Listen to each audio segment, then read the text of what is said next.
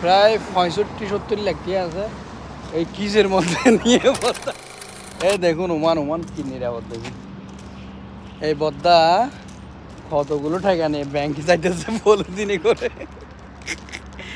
একটু হাতে ধরেন তো বড় করে। এই যে সব টাকা 20,000 রিয়াল আছে না? হ্যাঁ আর বেশি বুঝে মানে 20,000 মানে খৈলাক বাংলার 1,003 লাখ মতো না?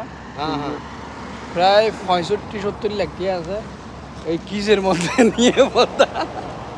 এগুলো দোকানের টাকা। উনি যেই কোম্পানি চাকরি করে, কোম্পানিটাও বড় সবুজ কোম্পানি, ব্যাংকে জমা করার জন্য যাচ্ছে কোম্পানির ইয়েতে। দেখি আবার তুলেন তো, পলিথিন পরে নিয়ে যাচ্ছে।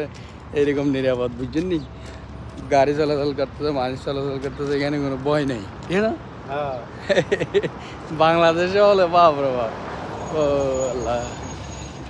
দেখেন কিছু নিয়ে ডোলা চলে যেতেছে বাদ্দা, যেন ফুটি বেশ নিছে ইয়াতে কিছু